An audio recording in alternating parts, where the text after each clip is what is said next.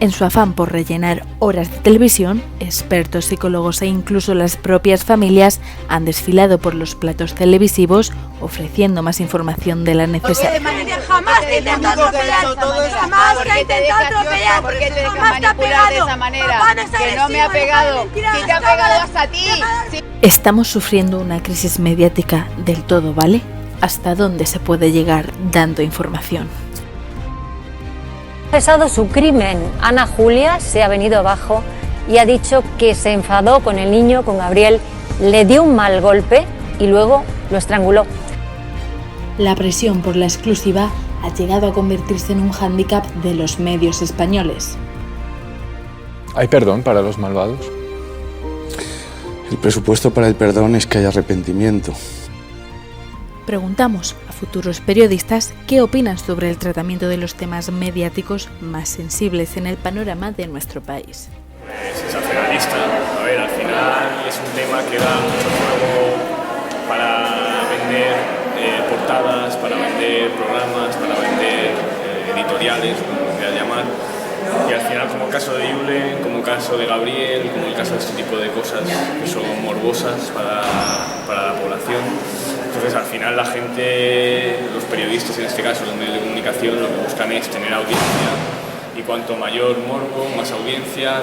Y el de Gabriel sí fue un asesinato en toda regla, solo que la forma en la que se fue desarrollando fue bastante peculiar. Por lo tanto, la prensa, que se supone que estaba condicionada bajo el secreto de sumario, iba revelando información de manera paulatina, pero hasta el momento que se publicó el final de la historia no se sabía gran cosa. Pues evidentemente, como ocurre en todos estos casos, siempre se trata de sacar el lado más sensacionalista, el lado más emotivo y se pierde objetividad. Realmente es estirar el chicle hasta que la gente pierda el interés por el tema y bueno, eso da dinero obviamente y es un tema de interés y por eso lo repiten y lo estiran lo máximo que puedan, yo creo. Simplemente pues que se tiene que informar, que ha desaparecido un niño, evidentemente hay que informar de ello, pero ya fuera de eso, pues cuando se le encuentre o si se hacen investigaciones y se llega a algún punto seguro y completamente cierto, ahí es cuando tienes que informar, pero no un seguimiento absurdo y sensacionalista. Pues yo creo que deberíamos de tener un colegio que estipulara unas normas de formato, no sé, como que estuviéramos un poco más regulados a lo mejor a la hora de tratar eso, pero de manera legal. El auge de las redes sociales ha creado como un monstruo en internet, desde mi punto de vista, que lo que hace es quien más visitas tenga o más retweet o más me gusta es más popular y lo que se busca ya parece que es la popularidad, no el éxito de la noticia como verídica, sino como muchas veces se busca mucho el salseo, el clic fácil, el morbo. Hombre, pues las redes sociales ayudan en parte a que esto se expanda más todavía. En estos casos preferiría eso, dejar cierta privacidad a la gente. La red es una cosa que tú publicas algo y al segundo, al instante ya mucha gente se ha enterado de esa noticia, con lo cual es un poco negativo porque al final un bulo, una mentira, una fake news, que ahora está muy de moda esto de la fake news, pues al final en 5 minutos nada se ha trasladado por todo.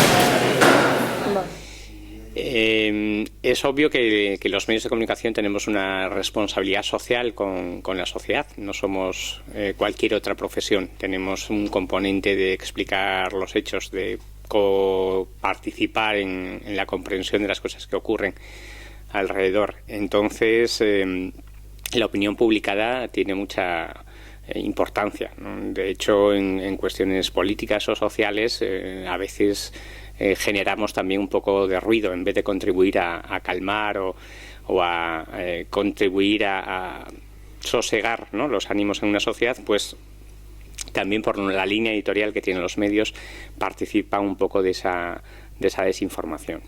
Así que hay que apelar a la corresponsabilidad y a lo que supone ser un medio de comunicación. Y en temas de sucesos, que supongo que es un poco lo que os interesa más, pues no a contribuir al sensacionalismo, a esa parte más amarilla del periodismo que no hace ningún bien, ¿no? Que solo vende, es verdad que genera ingresos, pero hay que pensar que no solo estamos para eso. Entonces, es un poco criticable y, bueno, en casos concretos tendríamos que apelar a que los medios tuviesen una responsabilidad mayor a la hora de informar. Pues sobre todo códigos de conducta y autorregulación. No me explico una asignatura que es obvio, la que es deontología profesional, que tampoco es que haya que esperar a que los estados regulen todo con leyes, ¿no? O hagan leyes que puedan rayar la censura o que contribuyan a generar más desinformación. Prefiero que los medios de comunicación sean responsables a la hora de hacer códigos que autorregulen esa labor. Y es muy sencillo, hay límites que son claros, ¿no? El honor, la intimidad, la propia imagen. Las personas tienen familias, aunque estemos hablando, por ejemplo, de víctimas que hayan fallecido, de cómo se informa sobre esos hechos, hay personas afectadas directamente. Son familiares, son amigos que ven aireada la vida personal de víctimas y no tiene sentido, ¿no? Cuando queremos dar un correctivo social a la gente que ha cometido algún tipo de delito o que ha generado disturbios sociales, lo que no podemos encima es exponer a la víctima y victimizarla en este sentido también social.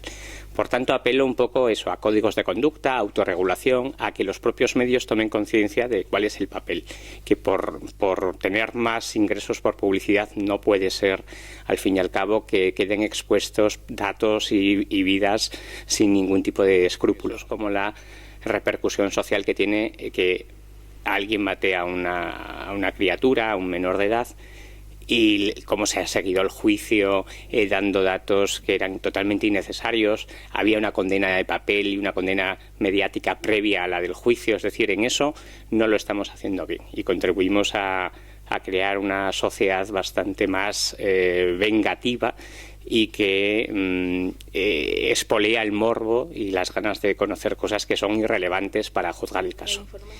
Pues desgraciadamente sí, pero porque no olvidemos una cosa, la información es un bien de intercambio, se compra y se vende, genera publicidad e ingresos y las grandes cadenas han sustituido el rigor o parte de la responsabilidad que es informar por entretener, que ellos entienden que eso entretiene, y también hay una corresponsabilidad de la sociedad al demandar esos contenidos y al, digamos, apoyarlos. No es que los demanden diciendo, oiga, pónganos más Sálvames o más Ana Rosas, pero es verdad que Mediaset, por ejemplo, es una cadena privada que contribuye bastante a toda esa a ese caos informativo y donde prima el entretenimiento, pero no puede ser a costa de cualquier cosa.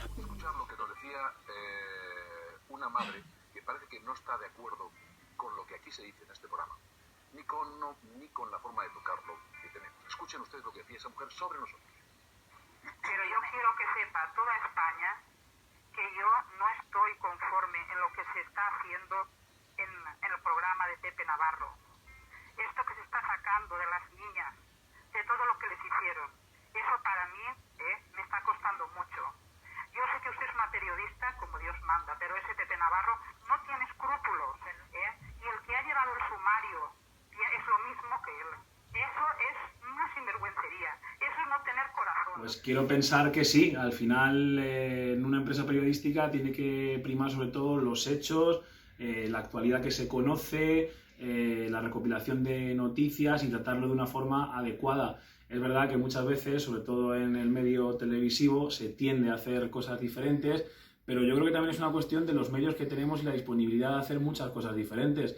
Hace 20, 30, 40 años pues no se podía conectar en directo seguramente con un suceso a los 5 minutos, pero si miramos atrás hay periódicos como El Caso en los 70, en los 80, que vivían prácticamente del suceso. Yo creo que es una cuestión también de medios y de la voluntad de hacer cada uno una información diferente. No, o sea, creo que hoy en día existe una banalización real de los contenidos. Creo que prima muchísimo más el clic fácil que la veracidad informativa, por así decirlo. Entonces la prueba la tenemos en la cantidad de portales que hay que viven solo del amarillismo. Entonces, bueno, es una pena porque el periodismo no nació para eso, pero desgraciadamente es lo que más tira últimamente y lo que más vende. Pues yo he tenido que tratar sobre todo con 2 asesinatos de violencia machista. En este caso un padre mató a sus 2 hijos y después a su mujer, por poner un ejemplo de ellos.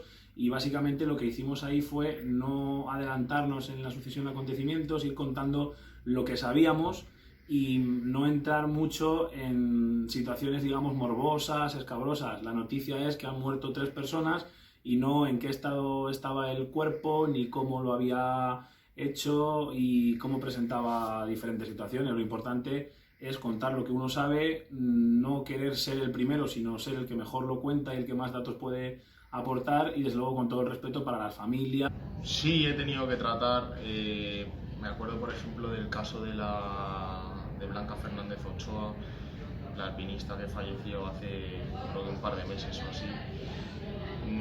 Sí que cuando pasan este tipo de cosas se da una cobertura demasiado extensa que a veces roza el límite de lo ético, por así decirlo. Entonces yo personalmente no me siento cómodo haciendo esas cosas. Creo que hay coberturas mediáticas que son vergonzosas, pero insisto, estamos a merced del usuario y el usuario es lo que quiere, por desgracia. Entonces hay que darlo y hay que llevarlo lo mejor posible.